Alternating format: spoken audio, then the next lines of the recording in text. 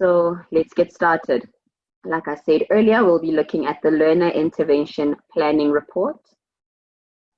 And just before we get started, I just wanted to outline some of the house rules, I guess you might call it, for today's session. If you happen to lose signal or connectivity for whatever reason, please note you are able to rejoin the meeting again just by simply clicking on that same link you used to join the meeting now. If you have any questions, please use the Q&A button. I'm happy to see some of you already have started doing that. These will be answered throughout the presentation today. If your questions on the Q&A are still not clear, you are allowed to, of course, raise your hands during the Q&A, and you will then be given the right to be able to speak because everyone is muted at the moment by default. And then just note as well that all the webinars that we are having are recorded. And within approximately 24 hours, you will receive the presentation together with the recording link and the attendance register. And I know some might ask, where is the attendance register? Because I didn't sign anything. When you generated a log to be in this particular webinar, that was already you registering for it. So we use that. It will indicate when you entered the section, or rather the session, and when you exited. All attendees are on mute, as I indicated by default, but sometimes if maybe an error occurs and you are unmuted, please ensure that you mute yourself again in order to lessen the disruptions. And at the end there, we're just speaking about feedback. There will be some poll questions that will be coming up at the end of the session. So please do engage on those poll questions as we really value your feedback. Right, I hope that we're all clear on that. I'll be moving on to the purpose of the day. So our learning objectives in this particular section, one would be to understand how to analyze the Learner Intervention Planning Report. Secondly, we're going to be investigating the number of learners failing a home language and the learners recommended for immediate intervention. Lastly, we would want to gain insight into the data available on the DDD dashboard regarding some of the downloadable reports and how we're able to interpret some of those. So those are our 3 learning objectives for the day. The focus area for this particular webinar, we're going to be doing learner subject profiling. Just as a light touch, of course, we don't have a lot of time. We just allocated an hour for this webinar. So we will be just giving an overview of some of these. But now on this slide, I just want to represent which type of reports we are going to be downloading for this information we're using today and at which level they are available. So the first one there we have is the learner planning, or rather the learner intervention planning summary report, and it is available at a provincial, district, circuit level. And then at a school level, we have the learner intervention planning report and the learner intervention insights report. All these 3 reports are available on the DDD dashboard. I will be illustrating to you in the next couple of slides where exactly these particular reports are located. Okay, so this is just the content overview and what will be covered throughout the course of this webinar. From slide 6 to 8, we will be covering the purpose and objectives. Slide 12 to 15, we'll be looking at the learner intervention status, particularly focused on the grade view. And then slide 14 to 18, we'll be looking at the DDD dashboard reports, where we can locate them. And then slide 20 to 25, we're going to be looking at a district and circuit analysis as an example. And then lastly, we will be looking at a school level, zeroing in on a home language performance. So that's the outline for today's webinar. I'm going to start by going into the purpose and objectives. So the Learner Intervention Planning Report, what is it exactly? It's basically a feature that acts as an early warning detection in order to identify the learners and subjects that require additional support from a district all the way down to a school level. Of course, this information is actually the other way around. It is collated from a school level and aggregated all the way up in order for you guys to do your analysis. Okay, and here are the 3 reports I spoke of, and I will get into these particular reports in a couple of slides. So let's unpack this report. So the first point, we've just reiterated again there, what is it? So it is an early detection warning report that kind of highlights which learners and subjects need support rather. Why is this report generated? So it is designed to segment learners according to their predicted performance so that interventions can be tailored, designed for these particular learners and the subjects, to identify the key combinations of the characteristics of the predicted year-end learner outcome. I'll speak to that as well in detail in one of the slides. And then also to differentiate between a learner, a class, and a school-based intervention. Okay, and how does it all come together? This particular report basically uses different predictive matrices, and the main consensus around it is that it looks at learner performance variables, it looks at attendance, and then it also looks at environmental variables. So what do we mean by environmental variables? This is basically looking, for example, at teacher-learner ratio. It's looking at age cohort of the different learners. So anything that doesn't necessarily have to do with the achievement of a learner, those are the variables that were used in order to generate this particular report. It has an 85% to 94% prediction accuracy. Okay. Moving on. Now, the additional info to note about this particular report is that the data and the reports are only available on DDD. So this is something that was particularly formulated by the DDD program in order to have insightful data to use to just also save time for the officials. The insights are based on report marks. Report marks basically are speaking to the SBA marks as well as the raw marks as well. So the combination of the two. This feature does not tell you what to do, but rather points out where the challenge is. This is utterly important. I cannot emphasize this any much, that it does not tell us what to do. It tells us where the challenge is, because everyone is kind of prone to the word intervention. It doesn't steer you in a certain direction. It just highlights rather. This particular model, it is difficult to include for grade R to grade 3. Reason being, when this particular report was being generated at the time and our product and analytical team was busy with the compiling of this data, they came to realize that grade R to 3 performance relatively is flagged out as very good. So it was very hard to then find areas of gaps where you would then identify whether a learner needed immediate or whatever sort of intervention, because we also found that in this particular phase, learners can't exactly fail. So that's where the difficulty has come. So you will note that this particular report is only available for grade 4 all the way up to grade 12 learners. It does not predict progression rate, okay? Although it can be used in order to just see how the progression might look at the end of the day, it is not 100% going to align particularly to that. So that's important to note. It is just there to flag out where the problems might be at a particular point. The analysis is above 85% accuracy as indicated previously.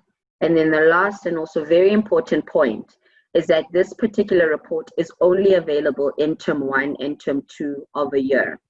Reason being, because it's an early detector, it's not meant to be used in term 3 and 4 because that would be deemed as too late in the year. So the idea and thinking is that by term 1 and 2, you should have enough insights in order to zero in and zoom in on particular learners and subjects to make informed decisions in term 3 and 4. Right, I hope that is clear. Yankee, I'm just going to pause here. Are there any questions at the moment? Thanks, Felicity. From my side, I don't have any questions. We can check with IK. Thank you so much, Yankee and Felicity. I think the questions that have been in the chat box is actually feedback, which has been attended to. Thank you. All right, thank you so much. Right, now we'll be looking at the second component of our content, where we are zeroing in on learner intervention status, particularly looking at a grade view. The following info could be found on the dashboard on the summary tab. So please note, we're not looking at reports right now, we're looking at the summary page. And you would get this information when you are particularly zooming into a particular grade. In this example, we're looking at grade 11, we're looking at term 2, and these are the normal pie charts that you would normally see on the dashboard, these particular 5. This additional pie chart, you then get to see at a grade level, at a learner level. So when you put your mouse on this particular pie chart, a pop-up will appear, illustrated there. It will then have different categories. It will have immediate intervention, light intervention, monitor, and then the missing data component. So let's just break down what the meanings of those are. So if someone is deemed to be a monitor status of intervention, this learner would need to be kept engaged and motivated throughout, meaning these are relatively our learners that are performing quite well in their subjects. However, we do still need to monitor and ensure that they don't slip through the cracks. On a light and immediate intervention, these learners are recommended remedial or psychosocial support. So just in the same way in the department, we already kind of have those brackets of at-risk learners, those medium amber color learners, and then the green learners. This distinction works in that same type of fashion. But the missing data component basically speaks exactly to that, meaning we do not have enough information in order to place the learners accurately at their intervention status. So this could speak to assessments being missing, learner attendance having not been maybe captured for that particular learner. So as a district, as a province, we also need to ensure that we zoom in to some of these missing data areas in order to ensure that they are then addressed so that we see less of a number of missing data. Okay. Now, on the very same summary view, when you then decide to go down to a learner level, it would then group, for example, all the particular learners in that particular grade you've looked at. In this example, we are now looking at grade 7. It will then give you all the information that you are seeing displayed here on the page as age versus grade, 2017 promotion status. But most importantly, you then get that last area that tells you what the intervention status of that particular learner is. So it would then outline that this one needs immediate, light intervention, monitoring, or unknown. And that unknown would speak to the previous point I just made about missing data. So we need to ensure that those gaps are then closed. Once you then click on a learner profile, so let's just pretend my first row there was John. I could then click on John's name, which would then allow me to zero in into John's profile that would then outline particularly what John's intervention status is. In this case, it's a light intervention that we are seeing that he's recommended for. When you scroll down on this particular learner's page, it would then begin to unpack that particular learner's performance, right? So it's important, this is there at a glance view, but if you want a more detailed and comprehensive analysis of this very information, you would then need to go to the next phase, which we're going to look at, which would be the reports. Right. Okay, still on the summary view, it's important that I iterate this area here. So the insights are accurate and are able to predict year-end outcomes. What do we mean by that exactly? So we're looking at that very same grade 11 class we looked at earlier, looking at term 2, 2017. And you'd notice there, the last pie chart says 25%. So the idea and thinking is that as an official, you would have zoomed into these particular learners and subjects, supported them adequately enough so that come the end of the year, majority of them are on a monitor level of intervention. So come the end of the year, then you find that this particular grade in this school is sitting at a 78% promotion status, meaning 78% of the learners in grade 11 in the school were promoted. Now, what does that say to us? One way we could also look at this is to say that 100% minus the 78% would give us 22%. So what you are then able to deduce from this is that some of these learners that were already recommended for intervention were maybe not supported adequately enough in order for them to translate into this pie chart reading a higher percentage. It is not always the case that learners that are here are the ones that failed, but most of the times when analysis has been conducted, the very same learners that were in this mixing pool are usually the same ones that then end up failing the particular year. Okay. Now, looking at our third area of the content, we are now going to zoom into where exactly these reports can be located on the DDD dashboard.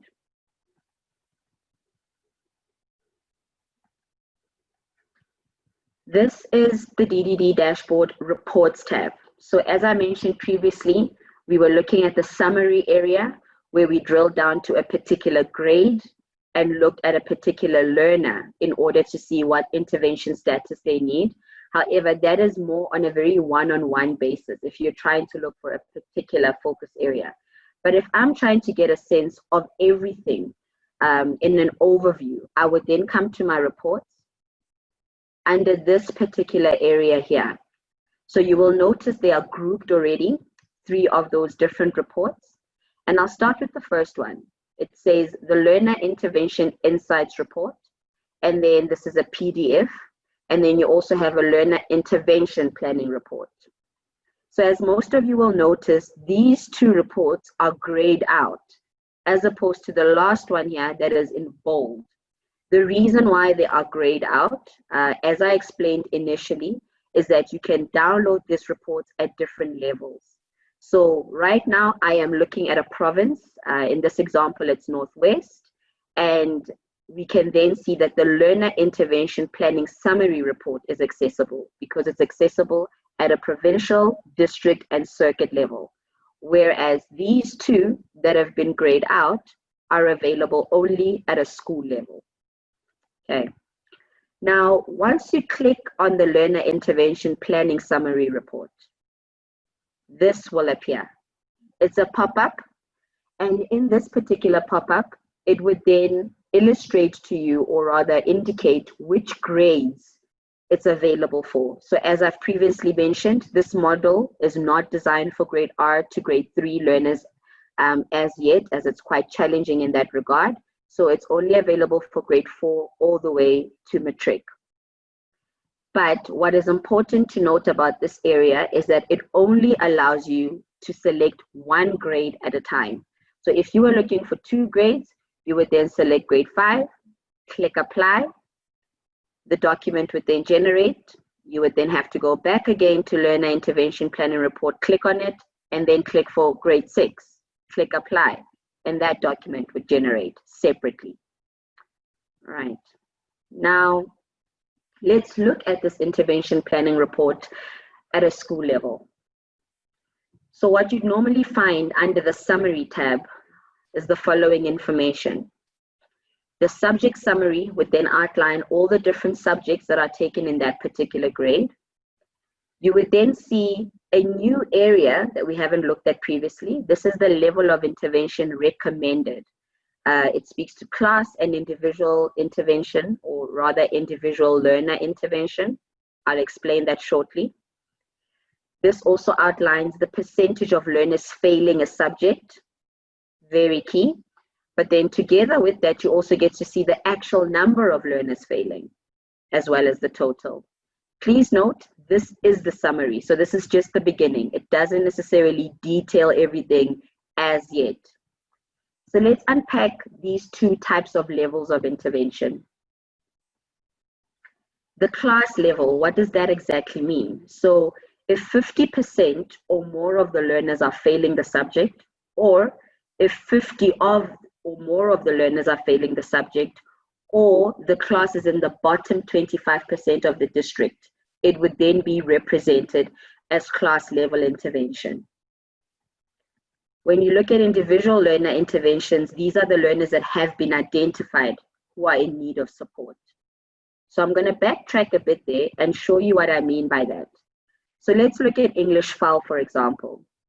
You have a total of 175 learners that are failing in a class of 261. That is already quite a large number of learners. Hence, this would be deemed a class level intervention, because it's almost the bulk of them failing this particular subject. As opposed to isiXhosa, for example, home language, where you are seeing 16 learners that are being deemed as failing the subject out of 261. These 16 learners can easily be identified in order for them to get the adequate support in order to then perform better in that particular subject. So that's where the general thinking of this is. In addition to those new interventions you've seen, you would then still see the ones that were previously outlined. So it would give you information about how many learners are recommended for monitoring, how many for light, and how many for immediate intervention. And then as well as the missing data we spoke of, the unknown. All right. This is the information that's available on the summary tab of the Excel spreadsheet. And it looks at one grade at a time. Now, let's go on to that very same Excel, but now looking at the other tab. So the other tab on the same Excel speaks to subject detail. What it will then do, maybe I'll just zoom in a bit. I know some people might be using their phones, so it might not be as clear. So the subject detail will outline the following. It will then tell you the subjects that are taken in that particular grade. So here we're looking at grade 10. It would then give you your achievement in your particular school for that class, the average that they've obtained in the respective subjects. It will go on to give you the provincial average percentage mark, the district average mark, the circuit average mark. So the idea and thinking here is that you should be able to be in a position as a school, as a subject advisor, to be able to compare that particular grade against the averages in the respective areas to see whether they are below the threshold, above, or just at that stagnant area. Furthermore, when you move on to the right-hand side of the column, you will then see number of educators registered for a subject in a grade. This information and all the information here is obviously according to what we get on SA SAMS.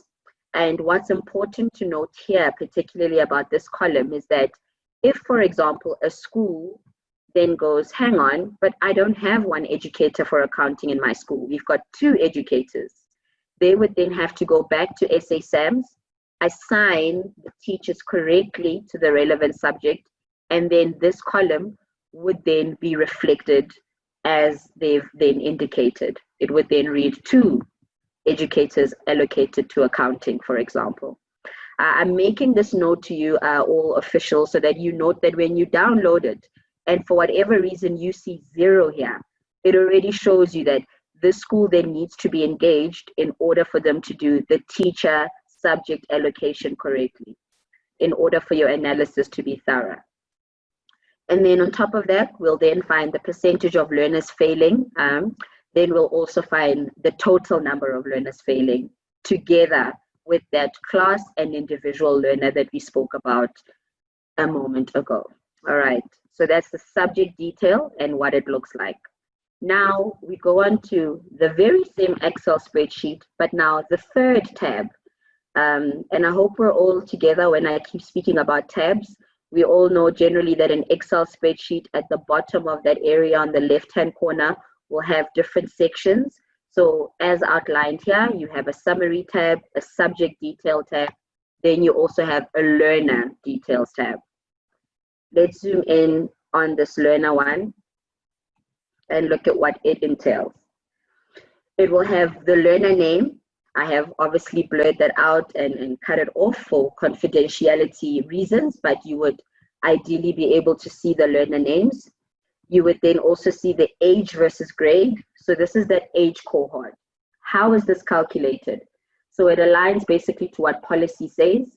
If a learner is 7 years old, we deem them to be a learner in grade 1. If they're 8 years old, in grade 2, and so on. So anything that doesn't align to that will indicate how many years behind the learner is. And then, of course, if everything is according to that particular standard, it will then deem the learner as on track, as you see there in that second column. Okay. The column next to that will then show you the recommended intervention for that learner. We can then see for learner 1, it already represents unknown. That's that area we spoke about earlier, that we need to really reduce this number because it says to us that these learners might not have all the assessment marks they need.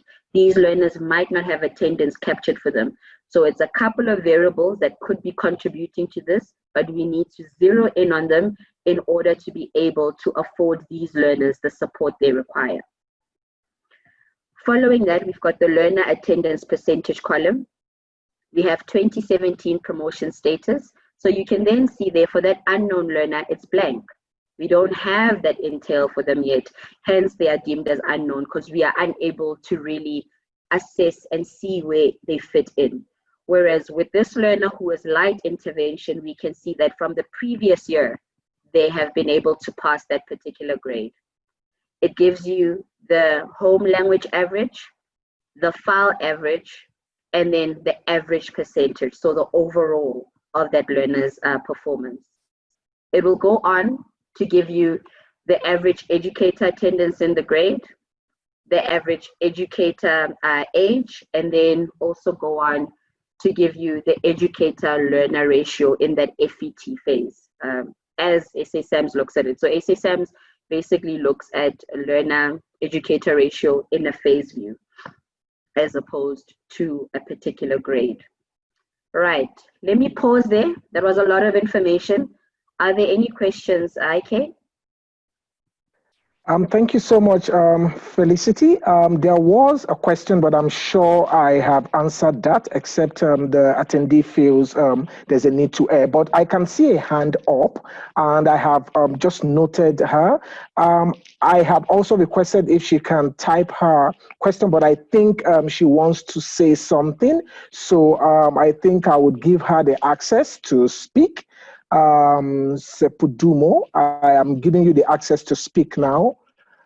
Please, you are free to speak. If you are there, please unmute. You actually unmute, so please unmute and please ask your question.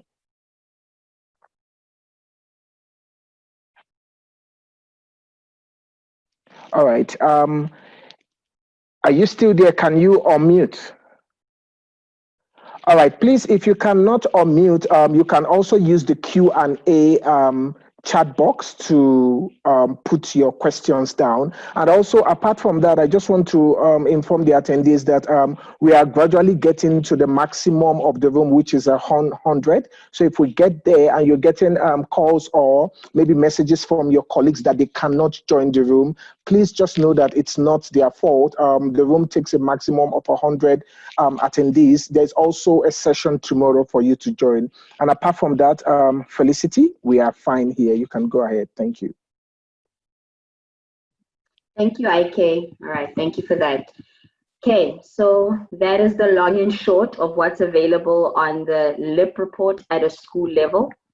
And now we're going to move on to the next few slides. There we go.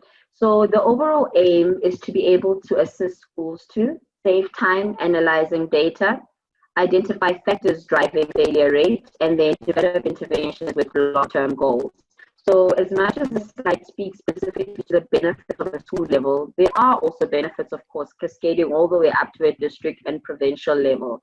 But of course, the premise is that we are focusing on schools since they are the source and the harbor of where we get the information from and the intel. And then what's important as well is that this helps us prioritize interventions. So as we've seen previously indicated, I spoke to class level and individual learner interventions. So one might decide that I'm going to zero in and zoom in on the class level interventions simply because that's going to maybe be more work for me to then zero in on. So you might decide on that. In other cases, one might decide, no, let me zoom into the learner level intervention first, the individual one, in order for me to then assist these learners much faster in order to progress better. So it all depends, it's subjective on the need at the time. Now, the other aim is for you to improve the pass rates and the throughput rates within those particular grades, and then to also provide evidence for planning discussions. So of course, we know that SMTs have got their engagements, districts, there are all sorts of meetings taking place all the way up to province. So the idea is that you would download such a report, compile your particular analysis, and then state your case for the different areas.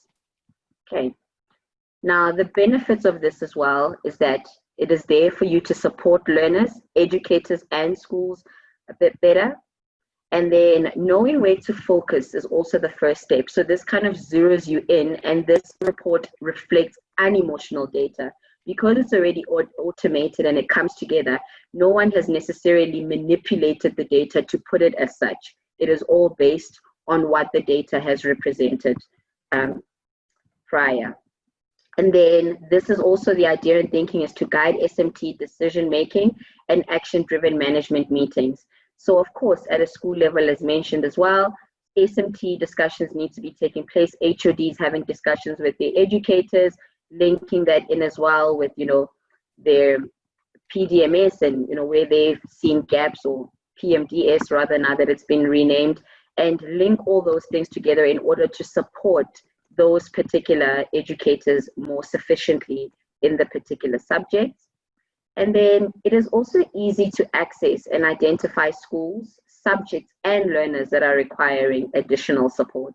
That, again, is one of the benefits of this particular report. Okay, now I'm going to be going into an example of an analysis. And what this outlines is it's basically a district circuit analysis. It's starting from slide 20 to 25. I'm going to try and go through this just a little bit slower so that I don't lose anybody, but please engage with us in the Q&A if you have some questions around some of the stuff that is then appearing. But just note that all the information I will be representing from this slide forth is available on the lib report. Now, before we speak analysis, nothing can really be analyzed without us playing around a little bit with the data in order for it to be a bit faster. So that is why this slide is crucial. We need to learn how to filter in order for us to look at the particular information we want. So if you're a subject advisor, for example, for mathematics or creative arts, you want to zero in on your particular subject. If, for example, you're looking at a phase, again, same rationale. So it's important for us to know how to filter. So I've downloaded this report, and I've downloaded it particularly at the high level. So this was basically a district level. That is why that bottom tab. So earlier when I kept speaking about tabs, I am referring to this element here. Let me just zoom in, maybe just to highlight that. So the tab there at the bottom on the left-hand corner says summary. And now that I'm on that summary view, I then want to start filtering my information. Step number one, I need to go to the title row. So I don't go click on EMIS number, for example. I actually click on the title row number. So in this case, I'm going to click on number 4. Once you click on the 4, this highlight or the shading you see here will then appear. Once that happens, my next step is to go to the top of my Excel spreadsheet where you normally find home. You would then, rather where you do find home, not normally. So where you find home, you would then go and click on data. After clicking on data, you then go to your filter icon, and then the drop-down arrows will appear. I'm going to repeat that step again. So I'm trying to filter. I open my Excel spreadsheet. I then go to my title row.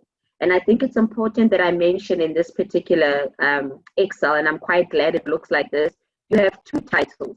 You've got row 3 that has missing data here, and then it has all this learner recommended for monitoring for light intervention piece.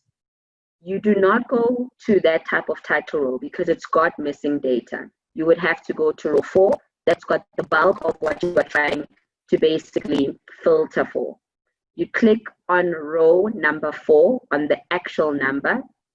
You then go to the top of your bar menu and you click on data.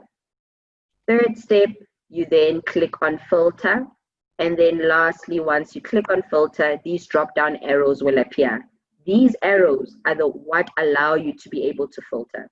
So in this next exercise, you will notice I have already done this in order for me to then decide. I only want to see district A. I only want to see circuit AA, for example. So let's move on. Here is the example that we're going to be looking at. I'm going to be doing a performance analysis focusing on district and circuit specifically. What are we trying to attain here? I'm trying to find out the number of learners that are failing a home language in each of the circuits, each of the districts. I'm also trying to understand the number of learners that are recommended for immediate intervention. So please note, in this analysis, I'm not focusing on the monitoring, I'm not focusing on the light intervention, I just want my immediate intervention learners. If you are doing this analysis, it will be based off of what information you require at the time.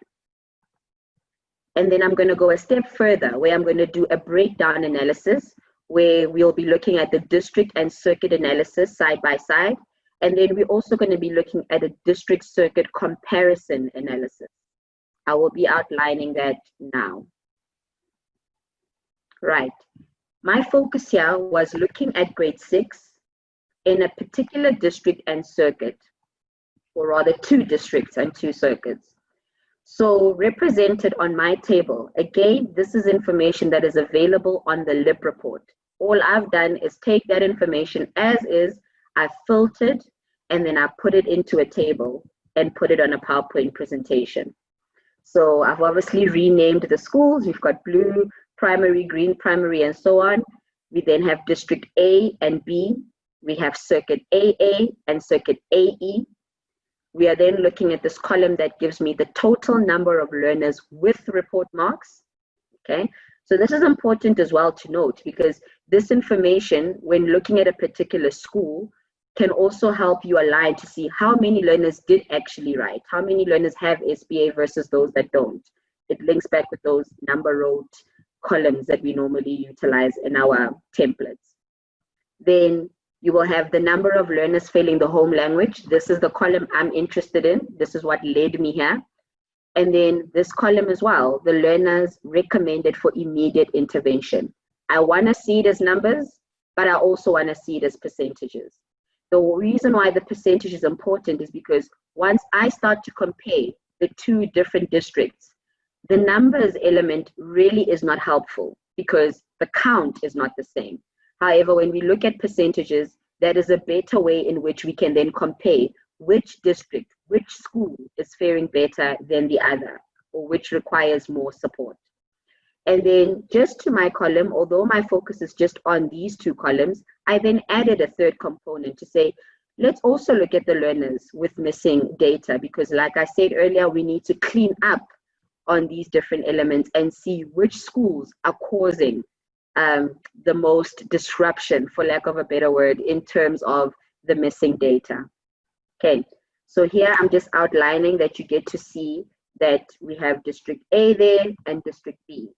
But as I look at this, it's quite valuable information, but then it's also quite dense, it's together. But before I move on to the next slide, let's look at what the total is for both these districts. So what I'm trying to attain here is how many learners are failing home language. And the conclusion here is 47 of them are failing home language. And then how many learners are recommended for immediate intervention? I have them sitting at 43. So this is good. It's a starting point, but it's not the end of my analysis. I would like to break down this analysis further to understand how District A looks on its own, how District B looks on its own. So that will be outlined in my next slide. Now we are looking at District A, Circuit AA. In District A, I then still have that same information I've outlined already in the previous slide, but now I want to see the total. So District A has got 30 learners failing home language and 5 of them at immediate level intervention status. Let's look what District B looks like. Okay. District B, same look as well. And now the total there is at 17 and the learners recommended for immediate intervention sitting at 38. So already we can see some of the differences. So let me bring back that same slide, but looking at them hand in glove to then be able to compare. And there we have it, the different totals. So in District A, I have 30 learners failing home language, as opposed to District B, where I only have 17 of them failing home language. Then when we look at learners recommended for immediate intervention, we have 5 in District A and 38 in District B. So now what we're trying to see and what we're noticing as well about this data, if you're following, is that in one district, home language is the one that's being failed by a majority of the learners. Whereas in the other, the learners recommended for immediate intervention are larger. So again, it's all subjective and depends on your goals of analysis. One might decide, let me go first to the ones failing home language, as most of the time if a learner is failing home language, policy says they're then going to fail the year. So your efforts might be zeroing in on District A schools. But one might argue that, but hang on, these learners are also learners that are at risk, and the bulk of them are also in this particular district. So one might decide to zero in on District B to then try and identify who these learners are. So those are the different levels of interventions that we can then find there. Now, like I said, this is also still a starting point, not the end. So I have then found, for example, let me look at District B. Red Primary School is sitting at 2 learners recommended for immediate intervention. If you're a subject advisor, a school principal, one might then want to say, I want to identify who are these 2 learners that are recommended for intervention. Who are these 5 learners in grade school that are failing a home language? And this is going to be what the next slide is going to be outlining. How do I get to find out who are these 5 and who are these 3 individuals? Let me pause there. IK? Thank you so much, Felicity. The chat room is actually active, but I have been able to attend to them all. But I just want to put out there that if you feel you have not been answered to the best of the way you want to be answered, I would want you to please exercise some patience. When we get to the Q&A, you can easily air your questions. But apart from that, Felicity, I think we are fine. You are good to go. Thank you. Okay, thank you for that. Right, so let me just repeat the last part I just said before I go to my next slide. So the purpose was, the reason why I did this analysis, I wanted to see District A in comparison to District B, and I got that. And then more so, I wanted to see how many learners are failing the home language and how many are recommended for immediate intervention. Now I got that. But furthermore, I now want to get a step further where I go to a particular school and I want to identify who are these 3 learners that are failing a home language, or who are these 24 learners that are recommended for intervention. That is why I'm going to be taking it a step further to then go to a school level and identify them by name. Okay, I'm going to go on to my next slide now. And this is basically what compromises of the last slide for the day. It is a school level focus. And this basically is going to be zeroing in on the home language performance. Now, when you look at it, it appears as such. So remember, I already walked us through all the different steps on how to filter. So I'm not necessarily going to repeat that again now, but I will just maybe speak to it. Remember, step 1 is to click on the title row. Once you are done clicking on the title row, you then go to the top, click on data, click on filter, and your drop-down arrows will appear. Now remember, the reason why I came here is specifically for home language. So instead of looking at all this different information, I want to go immediately to the home language area and then click on the drop-down arrow. When I click, this area here will pop up. Once this pops up, you can decide. You might want to filter from smallest to largest to smallest. But in this particular example, I will be filtering using the colors because I already know that my red will be showing me my at-risk learners. Okay, so I then decide to then, all right, let me go click on filter by color.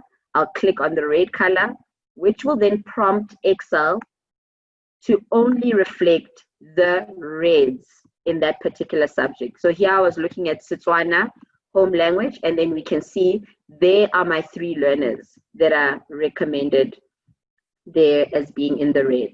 But now what's important to understand is the level of intervention.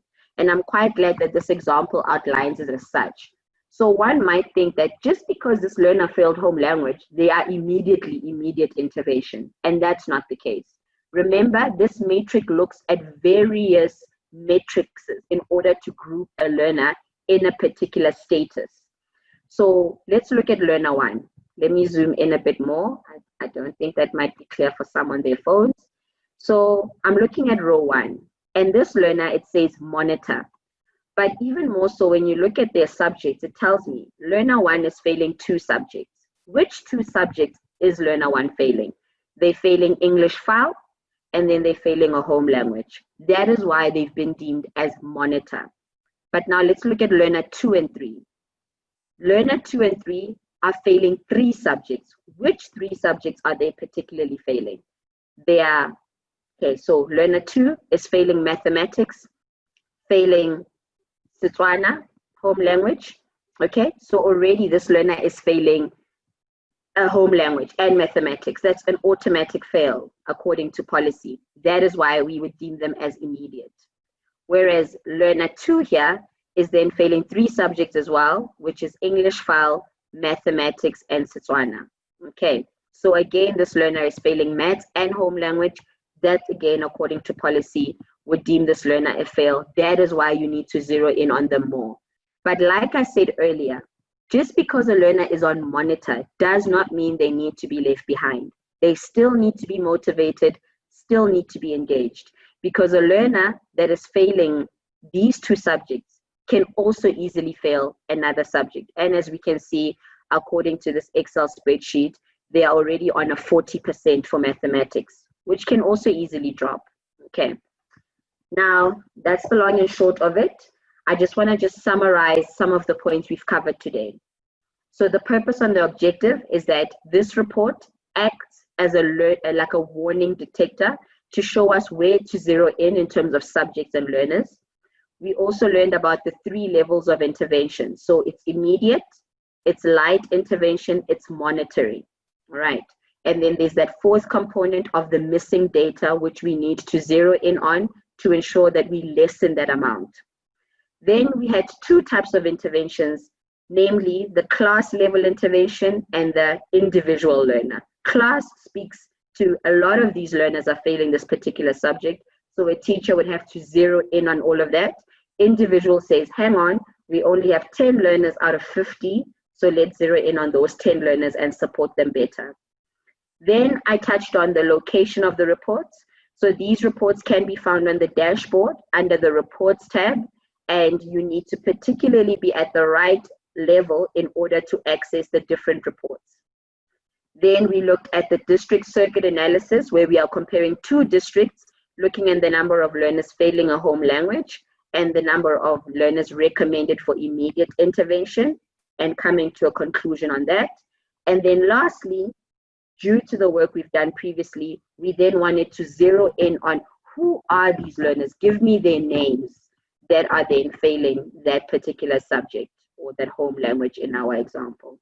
All right, before I conclude, I do want to have us run through an example of what this looks like on the dashboard. So This is just a prompt to just show you guys this is how you log on to the dashboard. That's the link we are going to be utilizing. You would then go to the log on button, click on that, and then this would then redirect you to the login page where you would then enter your username and your password in order to then get access to this information displayed today. So I'm just going to pause there, IK, while I go onto the live dashboard. You can just let me know if there are any questions or comments. All right, thank you so much, Felicity, and thank you so much for the attendees for engaging the chat box. Most of them I was able to answer, but there's this question that I refuse to answer. I would want us to speak about it so others can actually gain some insights from it. There's a question from Amy that says, does failing a home language or 3 subjects not equal to immediate intervention? So she's saying, yeah. Please repeat that again. Does failing a home language or 3 subjects not equal to immediate intervention? Okay, thank you for that question. So as you see outlined with that particular learner below, that learner was failing a home language Setswana and they failed English file, and it deemed that learner as monitoring, simply because it didn't also include mathematics. Now, the ones that had mathematics as well as a home language, it automatically deemed them as immediate. And I think that's why I highlighted that as much as this is a guiding tool as to what intervention to look at, no learner should be left behind. So even your monitoring, so let's just say you're doing an analysis and you are filtering on an Excel spreadsheet, you would filter for all your monitors. Then when you're done filtering for all your monitor intervention learners, you would then go to the column that says home language. You would then want to deduce how many of those monitoring learners are failing home language, how many of them maybe might be failing maths and not failing home language. That would then lead you to a more accurate establishment of how you would then support those different learners. So all this does is that it groups it in an easier fashion, but it doesn't necessarily erase the work of still having to come to a certain conclusion doing some of that filtering work. I hope you are answered. All right, yeah. Thank you so much, Felicity. Amy, I hope that the response speaks to your question. If it's not, then when we get to the Q&A, you'll be able to speak more on that. Also, I just want to employ each and every one of us to please engage the polls that has been that is showing on your screen. Please, can you just assist us to answer this, because this actually helps us in the future webinar planning session. So your feedback is very, very valuable to us. Please engage the feedback. Thank you so much, Felicity. Over to you. Hey, thanks, IK. All right, so what I've just done here, please note, I am on the anonymized dashboard. So I'm not on any national dashboard because of, the PUPPY Act and confidentiality reasons. So you would log on to the dashboard as usual. You would then go all the way down to your relevant area. So district, go to circuit, go to school. I am trying to show you an example here of that grade view. So not the reports, that grade view that we flagged out earlier, where you can zoom in on a particular grade, see the type of intervention that's needed in that particular regard.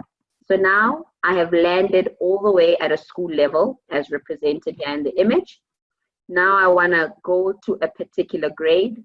I can then go to my last pie chart, learner pass rate. This always deals with achievement. So anytime you come to the dashboard and you want to just know an achievement of any kind, you come to this particular pie chart, you click on it.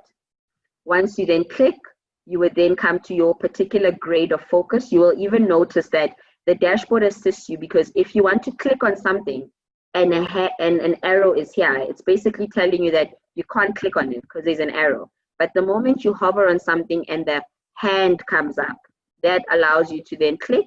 So you would then click on grade 7. And now you are noticing that pie chart I spoke to earlier, that intervention one. So I'm at a grade view, looking at term 2, 2018, and the pie chart appears. Like I said in the presentation, you just need to place your mouse on the pie chart and hover over it in order for the details to come up. So it's then telling me that 15% of these learners are deemed as immediate intervention, 26% as light, 59 at monitoring, and we've got 0 missing data, which is beautiful. This is exactly what we'd want to see in a particular data set. And then again, to then iterate the same point, I'm in this grade, but now I want to maybe zoom into a particular learner. So I move away from the pie chart. I would then go to the learners tab over here, and I would click on learners. We see there are 34 learners here. And of course, on the normal dashboard, you would see the learners' names if you have PI Viewer. And then you also see the intervention status as I represented in the presentation. So there we see immediate, we see monitor, we see light, and so on and so forth. If you wanted to maybe attain certain information much quicker, similar to the filter function, we have a sorting function on the dashboard as well. If you click once on the intervention status title, it will sort your information out in alphabetical order. So you will see your immediate first, your light, your monitoring, and then your missing information, for example. So that's a quick way to also suss out that, hang on, in this school, in grade 7, I then have 5 learners at immediate intervention, and their names are already explicitly there. So you are then able to attain that quickly, compile the analysis you need, or engage with the respective official that is in question. Okay, so I see we've got 2 minutes left. I will pause here for the day.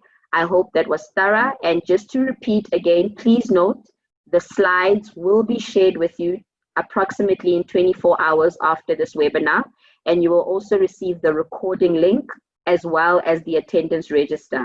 There will also be another session tomorrow, the same webinar in the same fashion at 12 o'clock for any officials that maybe might not have gotten a chance to enter the session, or other people that might maybe want to register again for just another run of this again. Okay, thank you from my end. It's been great. From me, Felicity Molefe. Have a good day.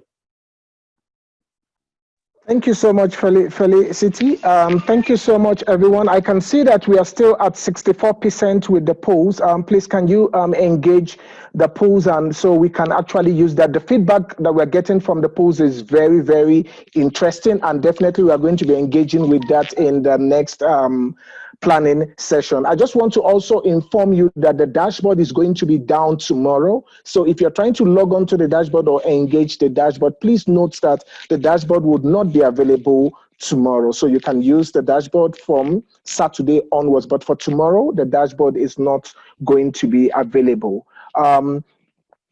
I'm also looking at the chat, and I can see that I've been able to answer the questions, and I'm happy that everyone was actually engaging. Thank you so much for the time. Thank you so much to my colleagues, Felicity, Yankee, and Jerry.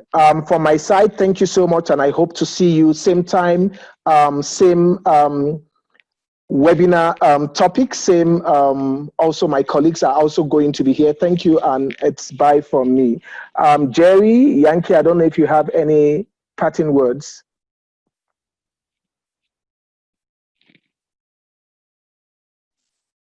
No, I'm good, thank you. Yankee? I'm also okay. Thank you very much, IK. All right, then. Thank you so much from my side. I just want to say a very big thank you to Felicity. And if your friends, colleagues, if your friends and your colleagues are not here, please invite them. I've also seen from the chat box of people saying that they will actually invite their colleagues tomorrow. Please invite them, and also make sure that they register to attend. Thank you so much, and have a great week ahead. From my side, it's bye. Okay, thank you so much, IK. So I had already said bye, but I saw a question there by Ms. Phil John, where you asked, is the learner-educator ratio there 1 to 20? Yes, that's it's looking at the whole FET band and not just a particular grade and a class in a school. So yes, that's correct.